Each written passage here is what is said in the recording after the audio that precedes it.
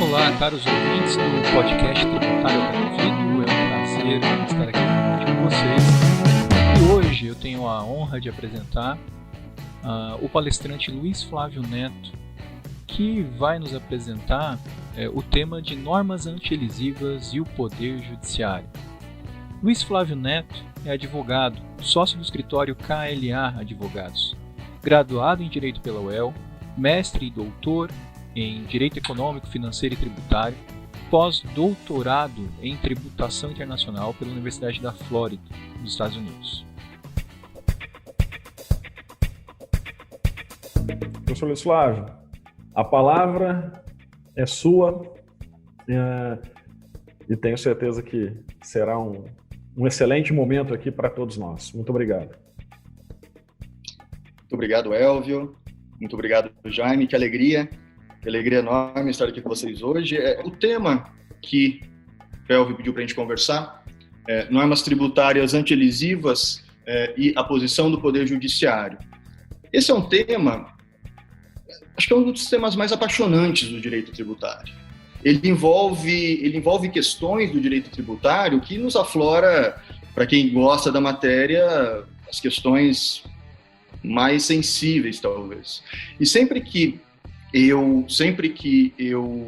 estudo o tema do planejamento tributário, eu tenho necessidade de saber qual é o conceito de planejamento tributário que aquela pessoa que está falando adota.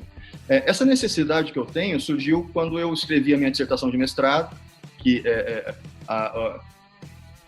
o professor Lovato foi meu professor na UEL, Direito Tributário, a professora Maria de Fátima do meu TCC, e aí eles venderam meu passe para o professor Chueri, no Lago São Francisco, quando eu comecei a pesquisar a respeito do tema da teoria dos abusos no planejamento tributário. Para cada livro que eu lia para escrever minha dissertação, eu tinha um autor trazendo um conceito diferente, porque se adotava premissas diferentes. E aí, desde então, eu adoto como prática expor quais são os meus conceitos. Então, eu acho importante deixar claro para vocês o que eu chamo de planejamento tributário para que talvez minhas conclusões tenham coerência, tá? Então, eu chamo de planejamento tributário e eu vou adotar essa forma didática, esse círculo branco. O que for planejamento tributário eu vou pôr dentro desse círculo branco. Daqui a pouquinho eu vou trazer círculos de outras cores que eu vou inserir coisas que não são planejamento tributário sobre a minha perspectiva. Então, aqui dentro desse círculo branco, eu tenho atos praticados pelo contribuinte dentro da sua esfera de liberdade resguardada da interferência do Estado. E a Constituição Federal Brasileira, ela é única, não somente pelo amor que a gente tem à pátria, né? Mas a Constituição Federal Brasileira ela é única em relação ao nível de detalhamento que ela adota. Então, se você olha para a Constituição espanhola, você vai ter o Estado pode cobrar tributo, ponto final. No Brasil, só de ICMS você tem 3 páginas. A Constituição Federal Brasileira é muito detalhista, isso é uma característica única. Ela também é detalhista em razão de algumas liberdades econômicas. Então, eu tenho liberdade de empresa, eu tenho uma série de princípios da ordem econômica que impõem ao Estado o dever de proteger do cidadão a sua esfera de liberdade. Então, o Estado vai ter que agir para garantir que o cidadão tenha aquela sua esfera, e também o Estado vai ter que se segurar para que ele mesmo não interfira nessa esfera. Então, eu terei atos praticados pelo contribuinte que estão resguardados da interferência do Estado e que irão, e aí aqui que vem um detalhe importante para a nossa matéria, eles irão impedir a ocorrência do fato gerador, porque eu vou agir de uma forma com que o fato gerador não ocorra. Eu vou retardar a ocorrência do fato gerador, ou seja, o fato gerador não ocorre hoje, mas daqui a 2 meses. Eu vou diferir o pagamento. Todos sabem que uma coisa é pagar R$1 milhão de tributo hoje, outra coisa é pagar R$1 milhão daqui a 3 anos. Então, o diferimento do momento do pagamento também é uma prática que se enquadra dentro dessa figura do planejamento tributário. Atos praticados pelo contribuinte dentro da sua esfera de liberdade, assegurados pelo direito, portanto, legais. Eu vou chamar de algo que não é planejamento tributário, por exemplo, economia de opção ou opções fiscais. E aqui talvez a professora Maria de Fátima diga que estou sendo muito detalhista. Mas para mim é útil, professora. Por quê? Economia de opção fiscal também é algo que o contribuinte pratica com o objetivo de economizar tributo. Mas só que aqui, diferente do planejamento tributário, em que precisa contratar o Dr. Elvio, uma pessoa que entende direito tributário, para, mergulhar no livro e achar onde que o legislador não tributou, realmente há um trabalho onde o legislador não deixou claro que aqui haveria uma oportunidade. Na economia de opção, é o legislador que diz: contribuinte, você tem 2 caminhos. Neste você vai pagar mais, neste você vai pagar menos. Eu estou te recomendando ir para aquele que você paga menos. O que você acha? Economia de opção é isso. E o Brasil tem dezenas. Vou citar rapidamente algumas do nosso cotidiano. Você vai fazer a sua declaração de final de ano, de imposto de renda, em março, né? Você faz, né? Geralmente no último dia, não é isso? E aí você vai lá e escolhe a declaração completa. IRPF, pessoa física fazendo declaração. E aí, declaração completa, você junta todos os seus comprovantes médicos, e aí o sistema, quando você dá o enviar, ele te diz: por licença, se você adotar o simplificado, você paga menos. O sistema só deixa você enviar se você disser: eu quero pagar mais tributos. Porque o Estado te diz, a União te diz: olha, vá por esse caminho, eu aceito receber menos tributo, você vai ter menos burocracia, você não irá juntar despesas médicas, e eu não vou ter fiscal tendo que analisar receita médica por receita médica, despesa médica, né? Lucro presumido ou lucro real, distribuição de dividendos ou JCP, é uma série de opções fiscais que o legislador atribui e cabe ao contribuinte escolher qual caminho. Por que para mim é relevante distinguir? Porque ninguém vai perguntar para o contribuinte qual é o propósito negocial dele ir para a declaração simplificada ou completa. Não existe a discussão do propósito negocial em se adotar o lucro real ou lucro presumido se você preenche os requisitos ao lucro presumido. Então aqui eu ainda estou em um âmbito de mais segurança ainda, tá? No âmbito verde. E aí eu tenho esse círculo preto aqui, que é a evasão fiscal. Quando eu fiz faculdade de Londrina, ainda existia videocassete. Eu tinha um videocassete na minha república. E aí, eu me lembro que na época do videocassete, você iria comprar um videocassete na loja e o sujeito ainda tinha nota fiscal de papel, né? Muitas das pessoas que estão aqui que eu estou vendo não são dessa época, são da época da nota fiscal eletrônica. Mas aí você comprava o videocassete por 10 mil dinheiros, ele te dava uma nota fiscal de 10 mil dinheiros, mas ele tinha posto uma cartolina entre uma nota e outra. E aí ele escrevia 100 dinheiros na nota. Quando o fiscal do ICMS chegava, ele mostrava: olha, eu vendi o videocassete por 100 dinheiros, então eu vou pagar ICMS sobre isso. Crime contra a ordem tributária, evasão fiscal. Não tem nada a ver com planejamento, isso é crime. Sempre foi. E aí a gente tem a zona nebulosa, o cinza, o planejamento tributário abusivo, que aqui é onde mora o perigo. É onde eu não tenho uma regra que diz isso é evasão fiscal, que é o objeto da nossa discussão. Que o mundo inteiro, e não é um privilégio brasileiro, o mundo inteiro discute o que é planejamento tributário abusivo. Quando eu fazia meu doutorado, eu migrei para outro orientador, o professor Michael Lang, na Áustria, e eu estava lá pesquisando sobre direito tributário internacional, e tinha uma aula sobre planejamento tributário. Eu fui assistir. Afinal de contas, o que a Áustria discutiria a respeito de planejamento tributário? Passei uma aula ouvindo as pessoas questionando qual o conceito de planejamento tributário abusivo. E a partir daí eu comecei a perceber que nenhum país tem muita segurança em relação a isso. O fato é que o Brasil tem uma insegurança maior ainda.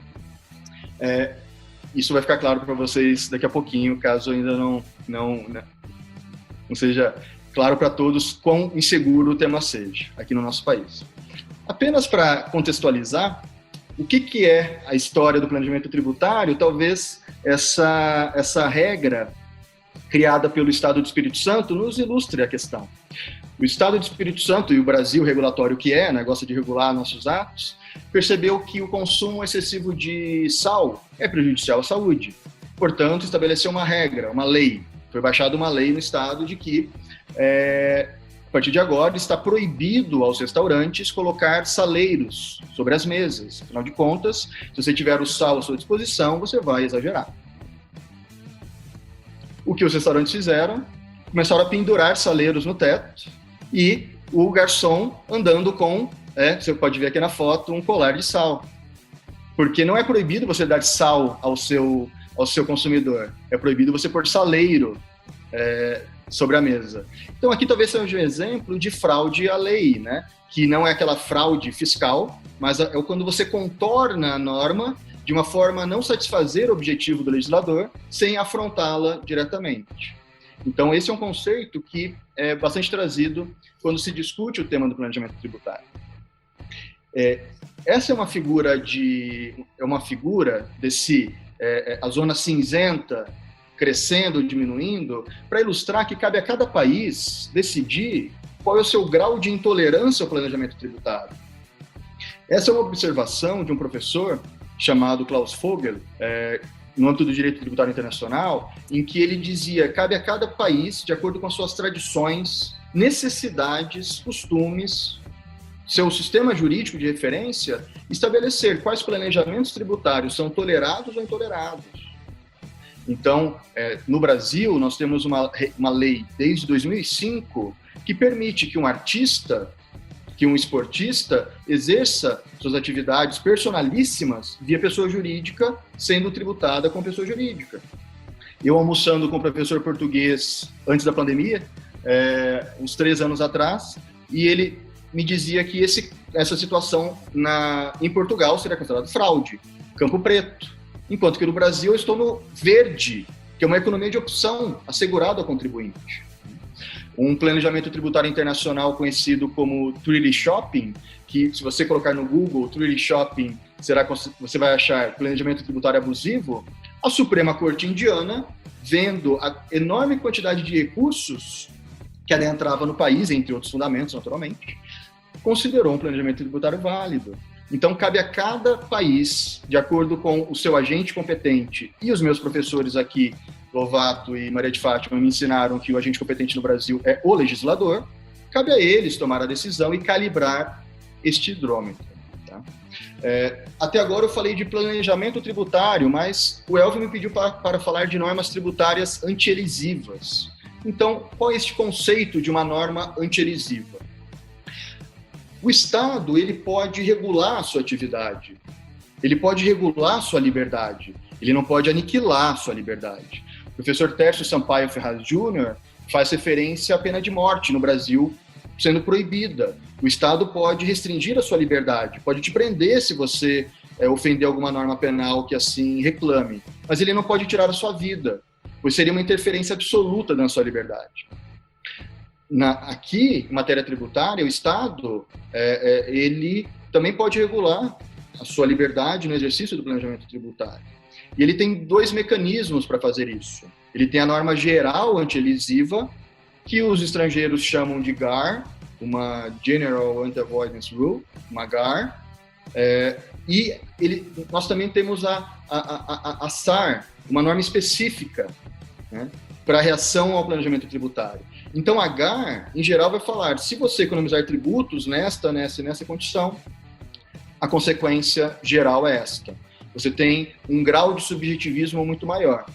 A SAR, a regra específica de reação ao planejamento tributário, busca um exercício de gato e rato, porque de tempos em tempos o fisco verifica quais planejamentos tributários são realizados e procura aprovar leis que tampem possibilidades do planejamento tributário.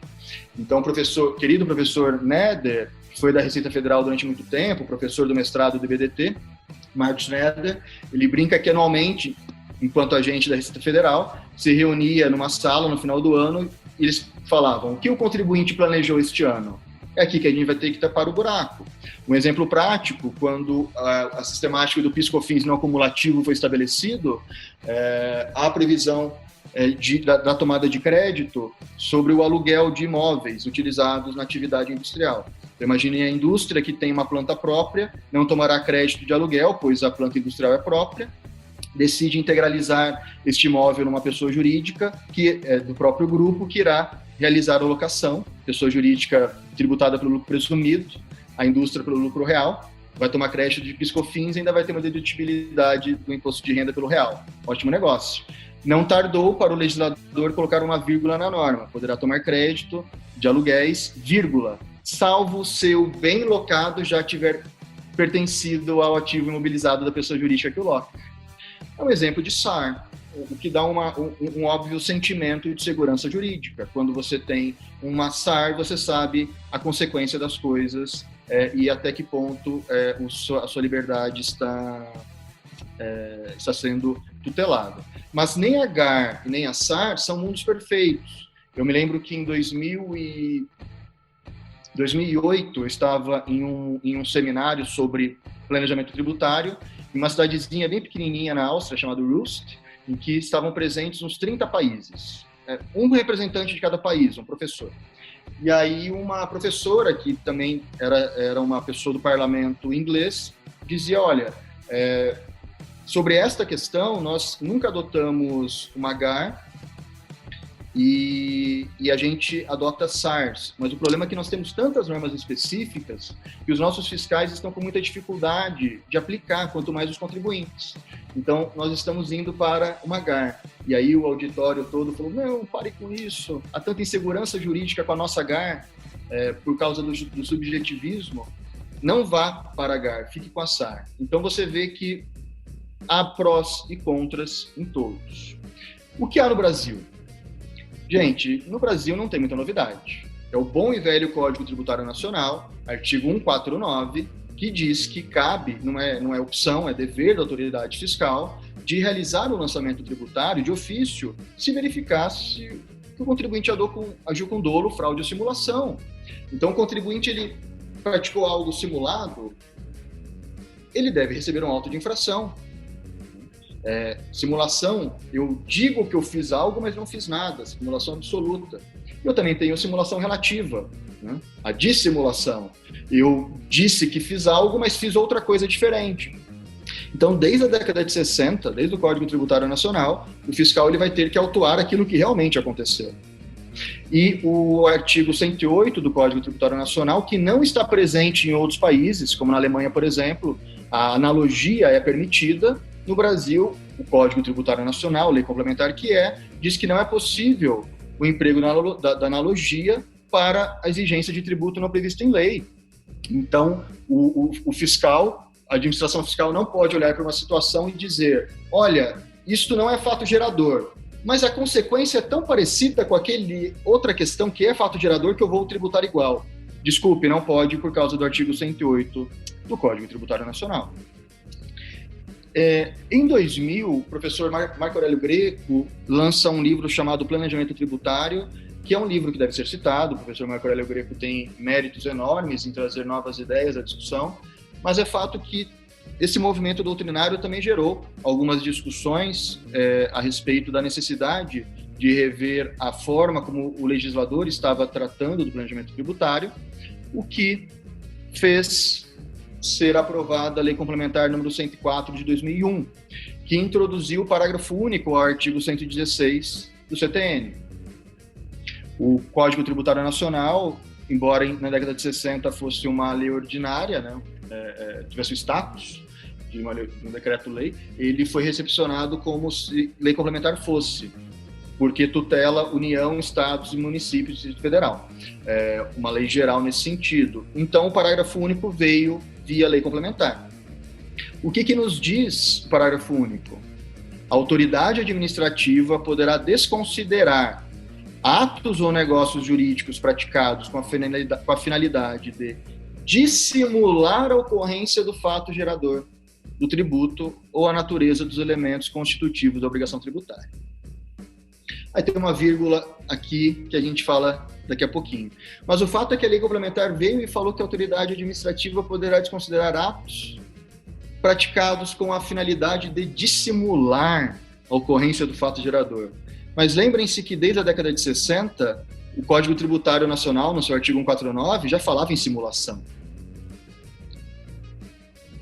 Então, o artigo 116 talvez tenha uma das redações mais desastrosas da nossa história legislativa. O que eu consigo construir de sentido a partir da palavra dissimular? Os meus professores de Direito Civil da UEL me ensinaram que dissimular é simulação relativa.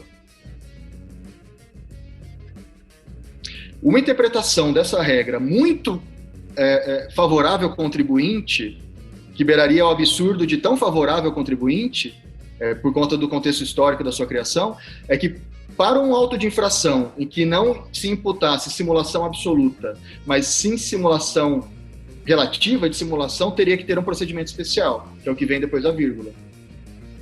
Eu vou criar um procedimento especial para resguardar o contribuinte que haja com dissimulação? Bom, o que vem depois da vírgula? Observados os procedimentos a serem estabelecidos em lei ordinária. Eu tenho aqui, então, um procedimento. O conceito de simulação é um núcleo material. A lei ordinária deveria vir para estabelecer um procedimento especial para se aplicar isso, mas não para conceituar o que é de simulação.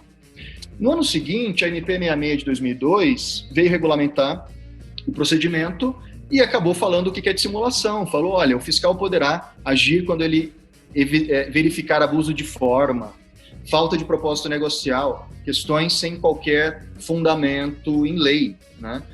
Então, uma lei ordinária, para regulamentar o procedimento, começou a redefinir o termo da lei complementar. A medida provisória não foi aprovada. Isso é importante, ela não foi convertida em lei. Até hoje, o parágrafo único do artigo 116 não foi regulamentado. Em 2015, novamente, outra tentativa via medida provisória para regulamentar o parágrafo único do artigo 116, novamente introduzindo conceitos não contidos na lei complementar e, novamente, sem qualquer discussão com a sociedade, o Poder Legislativo reiterou o seu pronunciamento. Eu não aceito nenhuma evolução diferente daquela com que eu já consenti quando eu realizei a introdução do parágrafo único da Lei Complementar 116, que é nada mais do que dissimulação, nada mais do que simulação relativa. Até hoje, em 2020, eu não tenho qualquer regulamentação do parágrafo único do artigo 116. O fato é que muitos autos de infração evitam citar o parágrafo único do artigo 116. A Câmara Superior do CARF, em alguns julgamentos que não são que podem ser alterados em casos futuros ainda, tem entendido que, ainda que não haja lei ordinária regulamentando o parágrafo único do artigo 116, ele tem eficácia imediata.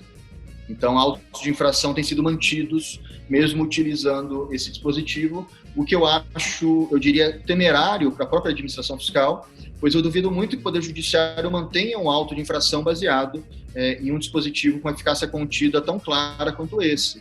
Então, eu apenas irei levar uma discussão por décadas no Poder Judiciário para terminar num cancelamento do auto de infração. Então, não acho nem um pouco saudável que se incentive autos de infração baseados no artigo 116, tá? Que é o tema da nossa conversa de hoje. Rapidamente, gente, o que ocorre no ambiente de julgamento e no ambiente de fiscalização que, sobre a minha perspectiva, o que ocorre?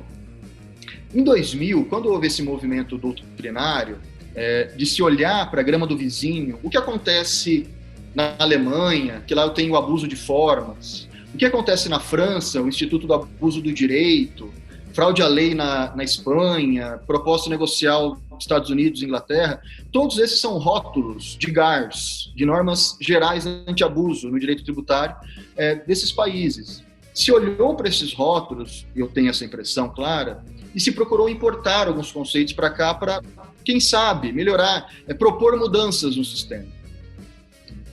Quando eu estudei a minha dissertação de mestrado, foi olhar para cada um desses sistemas e ver que, na verdade, cada um deles eu tenho evoluções. Eu tenho alterações no Código Tributário Alemão por 4, 5 vezes. Eu tenho a Suprema Corte estabelecendo critérios. Então, não dá para você importar nada.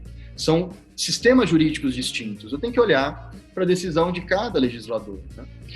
E o Brasil, eu percebo que em um dado momento, grande parte de autos de infração que falam de abuso de formas, abuso do direito, se desprenderam dessas bases doutrinárias, desses exemplos de outros países, e desculpem com todo respeito aos fiscais presentes, aos que pensam diferente, mas enquanto eu tenho aqui, no exterior, abuso de formas, abuso no direito, propósito negocial, fraude à lei, e eu tenho no Brasil, e me chamem de legalista, eu não vou ficar ofendido, sou mesmo. Tenho institutos de simulação, dolo, evasão de tributos. eu fiz uma importação acrítica desses conceitos. Professora Maria de Fátima, eu fiz uma sopa de letrinhas e eu criei, na verdade, um Frankenstein, que é um monstro à solta lá fora, sem uma regra que o tutele, que nos proteja de conceitos que não estão escritos em lugar nenhum.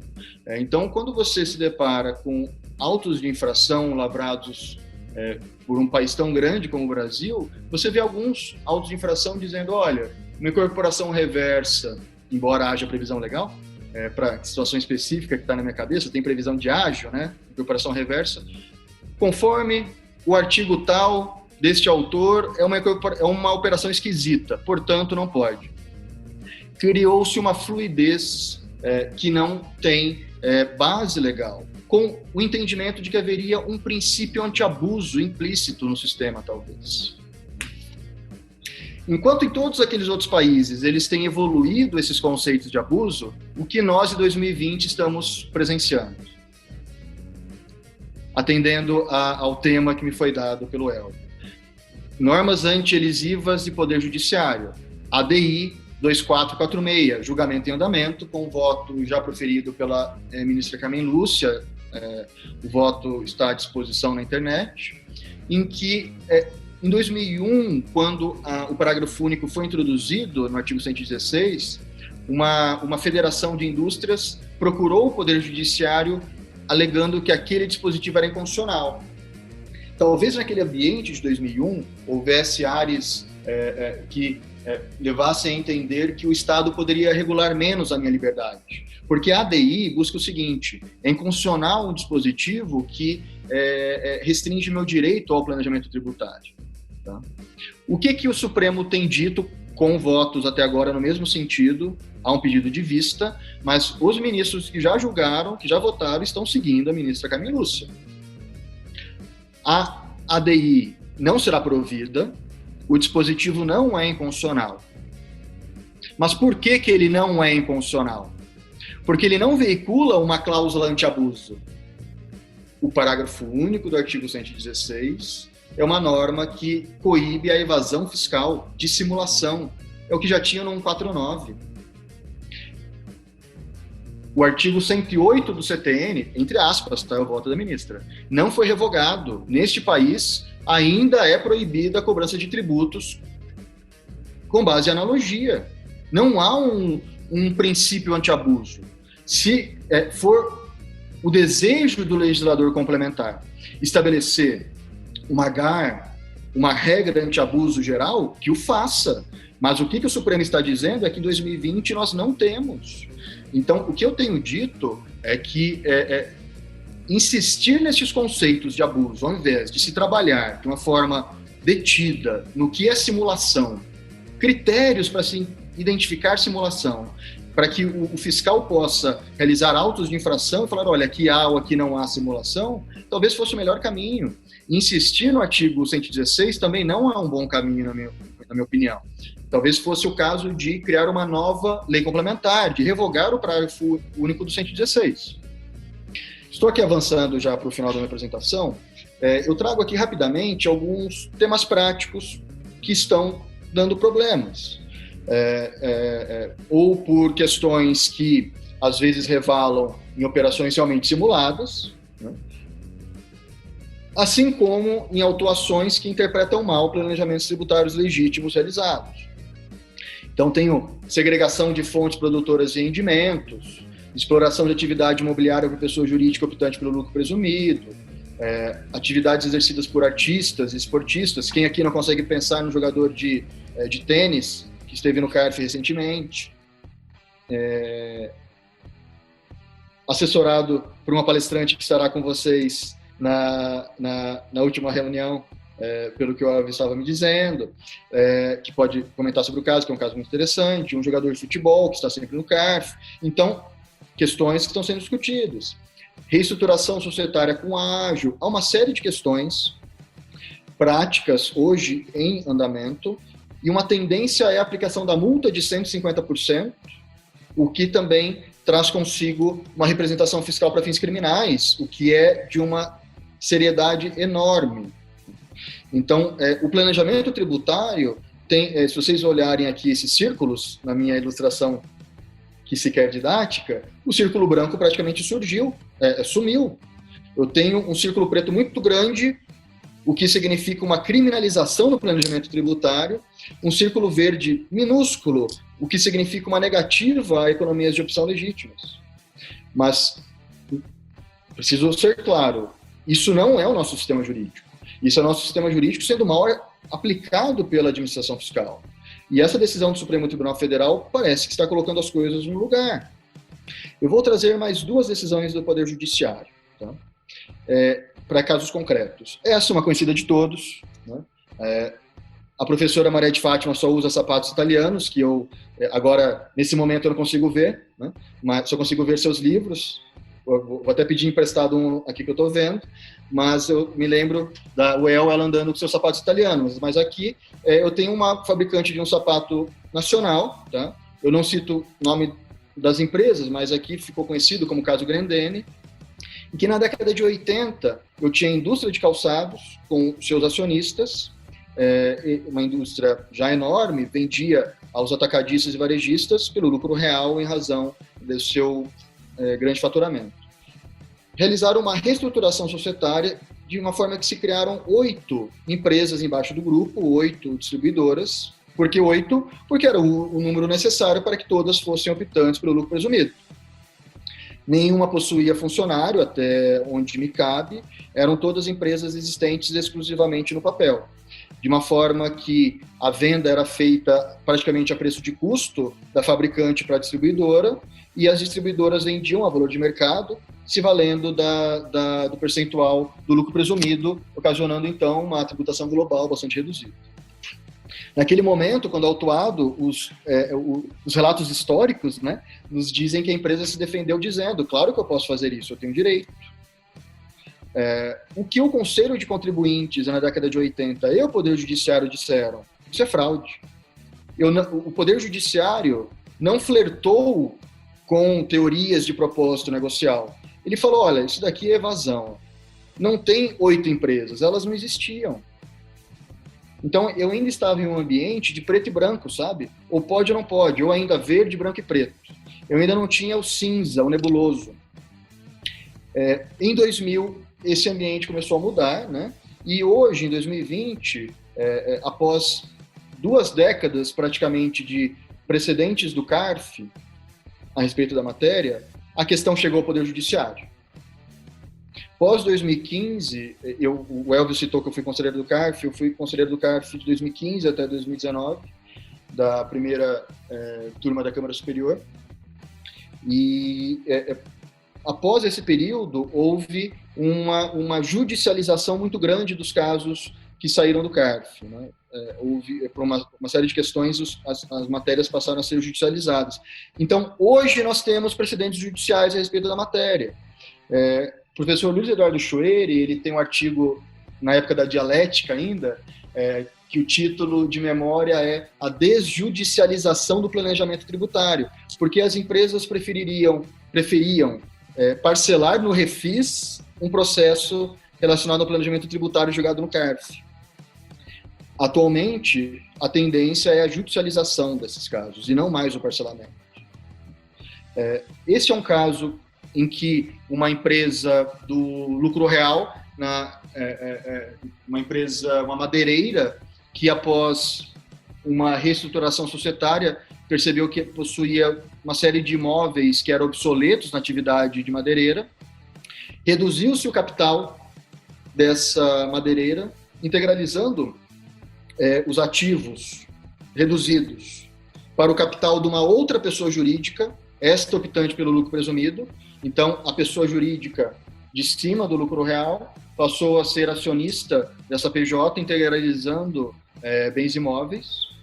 Essa pessoa jurídica imobiliária existente, tá, com sede, com estrutura, 3 anos após receber esses ativos, realizou a venda a valor de mercado e apurou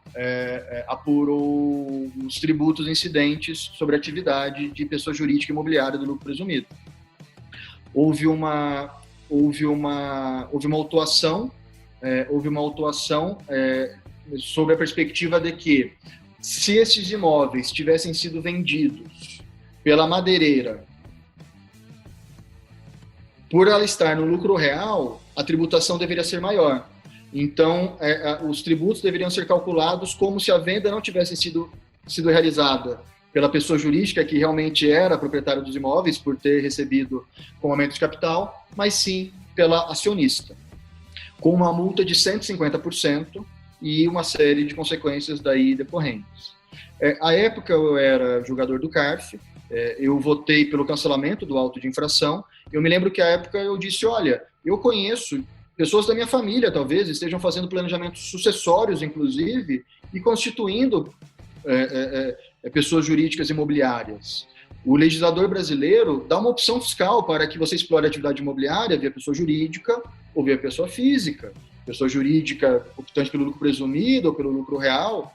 A opção pelo lucro presumido para pessoas jurídicas imobiliárias só surgiu na década de 90. O legislador conscientemente estabeleceu essa opção extra, colocando, olha, também pode ser atividade imobiliária. Então aqui eu só vejo atividades legítimas, costumeiras, inclusive, sendo realizadas. Eu não tenho apego aos votos em que eu fui vencido, não acompanho o desenrolar dos casos no Poder Judiciário, gostaria de ter tempo para isso, mas não tenho. Mas fui vencido neste caso por voto de qualidade. O caso foi até o Poder Judiciário, estava dando uma aula em Porto Alegre, quando as aulas ainda eram presenciais. Após a aula, fui almoçar com os professores e alunos, e um aluno falou, professor, tem um caso no escritório que a gente judicializou, é um caso que você foi relator, eu não era relator, eu dei declaração de voto. E eu tenho uma decisão aqui, professor, de uma sentença que cancelou o auto de infração, com base no seu voto, e uma sentença que é pública, eu posso te encaminhar. Eu fiquei curioso, ele me enviou, né? Li a sentença, achei interessante o desenrolar que o Poder Judiciário estava dando sobre o caso. E aí, curiosamente, eu estava numa mesa de debates há 5 meses atrás, uma pessoa trouxe essa sentença para o debate, e aí alguém, no dia da mesa de debate, falou, gente, acabou de ser publicado o acórdão do TRF4 a respeito dessa sentença, que é este acórdão aqui, que eu trago, eu vou enviar essa apresentação, mas vocês têm aqui o número, um acórdão muito interessante do TRF4. Eu considero um acórdão importantíssimo, pois é um acórdão já transitado em julgado, em que o TRF4 reafirma a liberdade do contribuinte em realizar o planejamento tributário, ele reafirma os institutos existentes de verdade neste país, simulação, evasão fiscal. A Procuradoria não recorreu aos tribunais superiores, acolhendo a decisão. Chama a atenção preciso chamar a atenção como contribuinte que sou, porque aqui há a condenação da Fazenda Nacional ao pagamento de uma sucumbência enorme, que só aumentou em razão do recurso, e quem está pagando essa sucumbência sou eu, é o professor Lovato, é a professora Maria de Fátima, é o Elvis, são todos nós contribuintes. Então o abuso aqui em autuações realizadas em atos legítimos de planejamento tributário que o Poder Judiciário, após décadas, precisa cancelar. Então, uma decisão desta, do Poder Judiciário, TRF4, do Supremo Tribunal Federal, me dá certeza numa coisa que me deu liberdade para utilizar o Frankenstein, para fazer esse gracejo aqui naquele slide, que tal como esses monstros todos, sabe, Frankenstein, chupa-cabra, pode imaginar o monstro que te assusta. Dá medo quando alguém te conta sobre ele. Mas eles não existem na vida real. Na nossa vida real, neste país, o que existe é simulação, até hoje, em 2020, dolo para evasão de tributos, e a autoridade fiscal deve ter o dever de autuar esses casos e não os demais. Eu espero que eu não tenha estourado o meu tempo. Obrigado pela atenção de todos. Estourou nada, Luiz. Foi um prazer, um grande prazer escutá-lo. Eu gostaria eu tenho uma pergunta. Me chamou muita atenção, professora Raquel, bom dia. Bom dia, tudo bem? Tudo bem. Você já viu que eu já me preparei aqui, né? Ela abriu a câmera, ela vai fazer perguntas. Doutora Rita, lá de Maringá também, prazer tê-la conosco. Doutor Luiz, me chamou a atenção ali uma passagem, né, da sua apresentação e comentando ali, quando comentava ali o voto da Carmen Lúcia, da ministra Carmen Lúcia, falando sobre as normas anti-elisivas, ou seja, a inexistência delas, na verdade. Então vamos ser bem práticos, na minha visão. Nós passamos 19 anos a contar da Lei Complementar número 104, discutindo algo inexistente, o sexo dos anjos, por exemplo. Sim. Curto e grosso, sim, é boa. Raquel, professora Maria de Fátima, mais alguma pergunta? Rita? Raquel? Bom dia primeiro para todo mundo, né? Bom dia, Elvio, bom dia a professora Maria de Fátima, o professor Lovato, os demais aqui, Manu. Flávio, bom dia, não conhecia pessoalmente, mas você é irmão do Eduardo, né? Sim. Eu reconheci mais pela voz e pelo sotaque. Eu olhei e falei, gente, é o Eduardo falando, né? Daí depois eu fiz a associação e falei, certeza que é o irmão do Eduardo. Mas prazer em conhecê-lo. Parabéns pela explanação, né? É um tema que eu particularmente gosto muito, inclusive a gente até participei de um outro evento que teve aqui no IDTL com a professora Cláudia Tumi. Mas você falando, eu fiquei pensando que numa situação que muito me incomoda, que é a questão da aplicação da multa de 150%. Então, dentro desse monstrenguinho que a gente vive, dentro dessa incerteza, se é ou não planejamento tributário, os atos abusivos praticados, a gente ainda tem que lidar com a incerteza com relação à aplicação da multa. Então, o contribuinte pratica um ato dentro da liberdade dele e ele corre o risco, além de ser autuado, ter essa aplicação da multa de 150%. Então, eu queria saber de você se você já viu alguma, porque eu, sinceramente, eu sempre faço pesquisa disso, eu acabo dando aula de planejamento tributário, e eu ainda não consegui identificar uma discussão concreta com relação à aplicação, mesmo dentro da questão do planejamento tributário não ser considerado planejamento e ele ser desqualificado pelo fisco, eu não vejo uma discussão boa com relação à aplicação da multa de 150%. Então, assim, em caso de manutenção do alvo de infração, a desqualificação dessa multa. Então, eu queria ver se você já tem alguma pesquisa nesse sentido. E ontem, eu acabei não conseguindo ler, mas eu vi uma notícia que o nosso TRF ele voltou a discutir um caso de planejamento tributário da Gerdau. Não sei se alguém viu aqui. Eu vi a notícia, separei para eu ler, mas não deu tempo de eu ler ainda. Sobre o ágio, e me parece que o TRF, mas eu não estou falando com certeza porque eu não li, só li a manchete, que me parece que o TRF vai no sentido de considerar legal o ágio no caso da Gerdau, que também é um caso clássico, né, dos planejamentos tributários. Eu não sei se você viu alguma notícia nesse sentido também. Então, são essas minhas duas colocações aí. Legal. Então, são duas questões super interessantes. Deixa eu começar pelo caso Gerdau. Eu julguei o caso Gerdau na Câmara Superior. Eu fui voto divergente e o grande ponto do planejamento tributário, na minha opinião, e o caso Gerdau é um ótimo exemplo disso, é que você não pode colocar todos os casos no mesmo cesto, né? Então, o caso Gerdau é aquilo que se chama de ágio interno, mas há realmente ágios internos e ágios internos. Matéria do ágio, você tem uma série de tipos de casos diferentes. Ágio transferido, privatização, você tem uma série de casos. Uma das caixinhas que a gente chama é ágio interno e ainda assim tem subdivisões. O que me fez votar a favor do cancelamento do auto de infração Gerdau foi a completa inexistência de demonstração de simulação no caso concreto. A fiscalização se baseou no entendimento a priorístico de que o ágio interno seria vedado. É impossível existir ágio interno. E nós sabemos que o ágio interno, ele só que é operações entre empresas e a geração de sobrepreço, só passou a ser desconsiderado para fins tributários com a Lei 12.973 de 2014. Então, até lá, o fiscal não poderia dizer, olha, não gosto. Na minha opinião, ele deveria demonstrar que não havia realmente uma operação existente na venda entre empresas pertencentes ao mesmo grupo.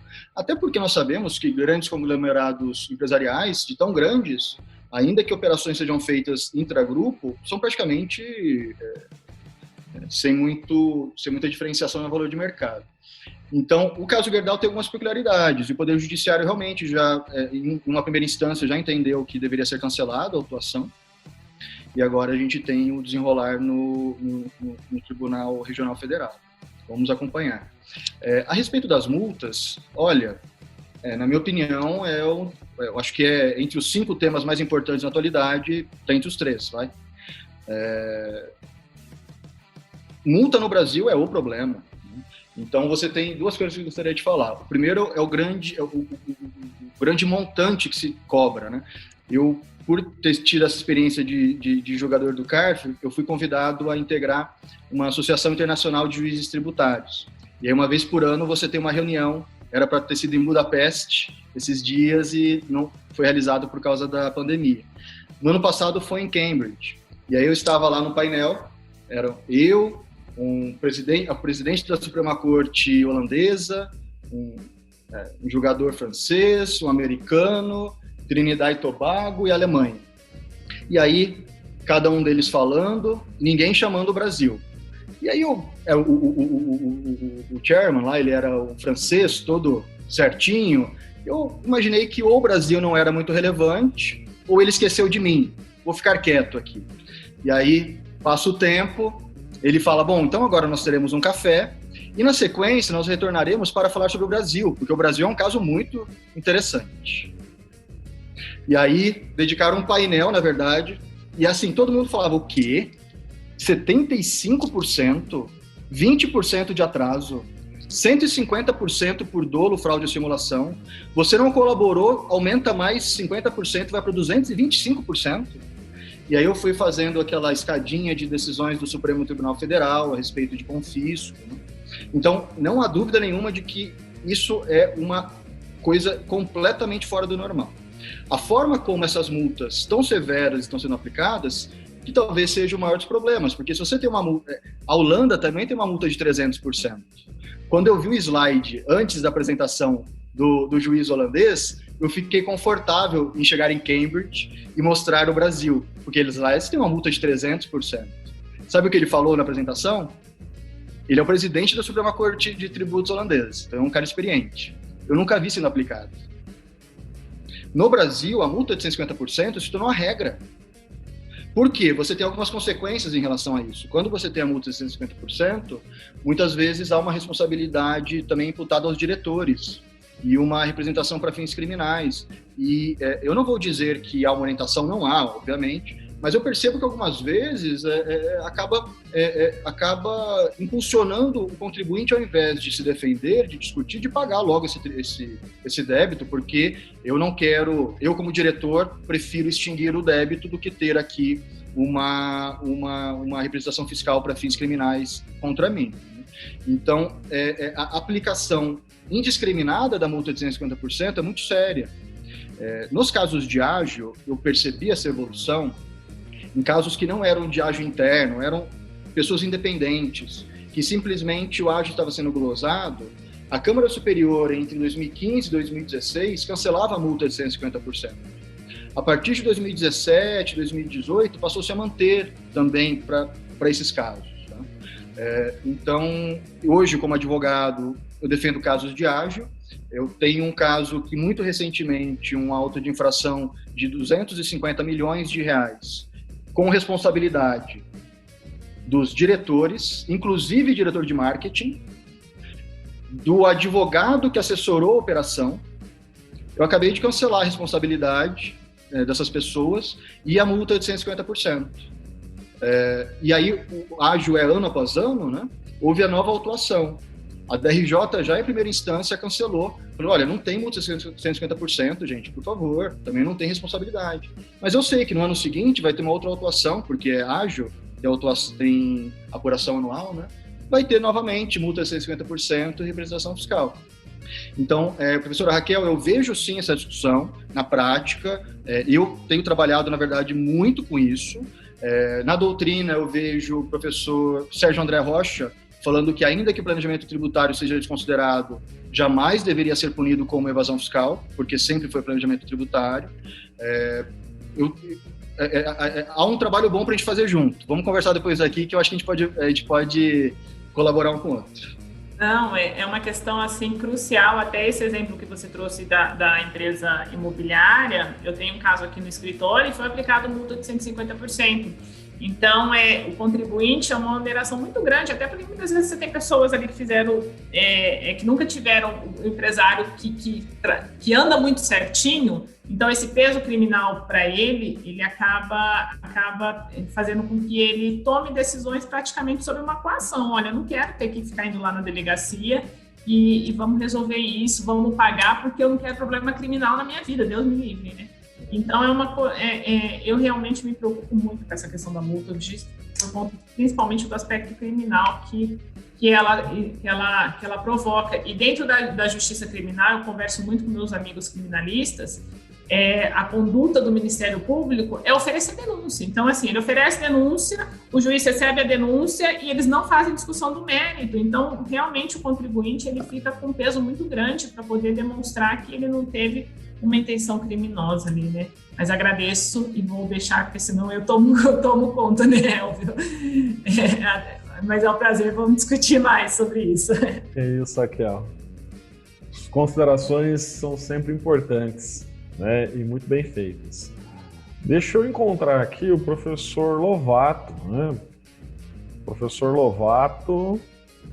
Eu estava querendo fazer uma pergunta. Mas antes de tudo, é claro, agradecer aí a iniciativa, né, coordenado por vocês aí, o Instituto e tudo mais, a escolha do professor Luiz Flávio, agora nosso professor aí, foi nosso aluno, agora nosso professor, a presença de todos aí. E quero dizer que está fazendo falta lá no CARF, eu sei que ele cumpriu a missão dele lá, não sabia que tinha ficado tanto tempo, aí 4 anos, foi um sacerdócio, né? Mas está fazendo falta, viu? Está fazendo falta. E eu aprendi muito aqui com essas colocações, principalmente esse do direito comparado, a gente acha que é só aqui que acontece, e foi bom saber dessas situações todas. E gostaria de fazer uma pergunta muito simples, tá? Não sei se ficou claro aí, eu passei batido nessa situação. Pelo que eu entendi, não há necessidade da disciplina por lei ordinária aí no parágrafo 116, segundo o seu entendimento. Essa é uma pergunta. Não há necessidade, ou há e tal. Sendo necessário, não sendo necessário, não seria interessante ter uma disposição por lei ordinária estabelecendo critérios mais específicos, justamente para evitar essa flexibilidade que a administração pública, na dúvida, ela enquadra, inclusive com essas multas agravadas, ou até seria pior, segundo a sua opinião, estabelecer uma legislação ordinária, uma lei ordinária e estabelecer esses critérios. Eu gostaria de ouvir sua posição sobre esses dois aspectos aí. Legal. Que alegria encontrá-lo aqui, professor. Eu acho que a última vez que nós nos vimos foi no CARF, né? Então, realmente... pessoalmente foi. Eu já tive o contato, estava lá na Holanda, se não me engano, fazendo uma pesquisa, eu tomei a liberdade de manter um contatozinho lá e fico feliz que você fez o trabalho lá, voltou, está aqui entre nós de novo, pena que não dá para, né, nos encontrarmos assim, tá, essa dificuldade toda, mas oportunamente nós vamos querer trazer você para cá, falar com uma plateia aí de 200, 300 alunos, que precisam ouvir essa experiência, essa trajetória toda. Mas desculpe aí, você que tem que falar aí. É só marcar a data, professor. É só marcar a data que a Manu dá uma carona. Vamos esperar essa pandemia passar aí, que queremos você presencialmente aqui também. Não é bom esse contato aqui, mas também presencialmente. Vamos. Tá na lista lá, tá na lista. Combinadíssimo. Professor, a minha posição é de que sim, é necessário uma lei ordinária para que o parágrafo único seja aplicável. É uma norma de eficácia contida que demanda uma lei ordinária. Eu fui voto vencido no CARF em relação a isso, um auto de infração bastante interessante que estava em análise, em que se fosse afastado a aplicação do parágrafo único 116, o auto de infração cairia, e eu entendi que ele não seria aplicável, desculpe. E aí a Câmara Superior compreendeu por maioria de votos, não por qualidade, por maioria de votos, que na ausência de uma lei ordinária, eu aplico o PAF, que é a norma geral. Mas só que o parágrafo único, ele fala, inclusive, olha, lei ordinária regulamentará, né? A lei ordinária que está por vir. Me parece que é evidente que, naquele momento, o legislador ele exigiu uma norma prevendo um procedimento específico, e ao prever um procedimento específico, ele poderia, por exemplo, estabelecer um comitê de análise, como o direito francês estabeleceu, algum critério até de consultoria. Ele poderia montar a estrutura em como que esses casos seriam autuados e julgados. Ele pode, sabe, uma diretriz, como que a fiscalização irá atuar com planejamento semelhante. Ele poderia criar o procedimento, mas jamais dizer o que poderia ser considerado abuso, porque aí cabe a lei complementar, já que cabe, conforme o artigo 146 da Constituição Federal, é a função da lei complementar estabelecer normas gerais em matéria de fato gerador. E aqui a gente está falando de conceito de fato gerador ou falar de planejamento tributário, né? E aí, na minha opinião, se hoje houvesse uma regulamentação do parágrafo único, eu iria estender os 19 anos que o Elvio nos falou para mais tempo ainda, porque eu estaria criando um procedimento para a aplicação de uma norma ruim. Para mim, o parágrafo único do artigo 116, ao falar sobre dissimulação, contribuiu pouco ou quase nada para a evolução da matéria. Então, na minha opinião, é um momento de ter humildade e dizer: precisamos de uma lei complementar nova. Vamos discutir de uma forma séria uma lei complementar nova? Sim, mas a regulamentação do parágrafo único, embora eu entenda necessária para a aplicação do artigo 116, eu acho que não vai nos levar a muito sucesso, não. Agradeço. Mais uma vez, agradeço a presença aí, a disposição de falar sobre o assunto tão complicado, tão extenso, que, né, envolve uma série de situações. Eu agradeço também essas considerações aí. Professor Antônio Lovato, obrigado mais uma vez. Luiz, muito obrigado por nos ter atendido, né, ter aceito aí o nosso convite. Nós agradecemos muito de coração e, de verdade, esperamos que você possa voltar a Londrina logo, né, que a gente possa aí bater um papo, conversar e estar presentes em um evento aqui em conjunto, talvez também, presencial do IDTL e do IDTM, junto com as comissões de direito tributário. Muito obrigado a todos. Um abraço. Esse podcast é realizado com o apoio da Advise, empresa de software jurídico que há 18 anos moderniza a rotina dos advogados do Brasil. Deixamos aqui o recado de sempre. Curtam nossos perfis e páginas nas redes sociais. No Instagram, Tributário para Ouvido, temos página no Facebook e no LinkedIn, perfil no Twitter, @aoouvido. Envie e-mails com críticas, ideias, sugestões e elogios para o contato @tributarioapedoouvido.com.br. Muito obrigado.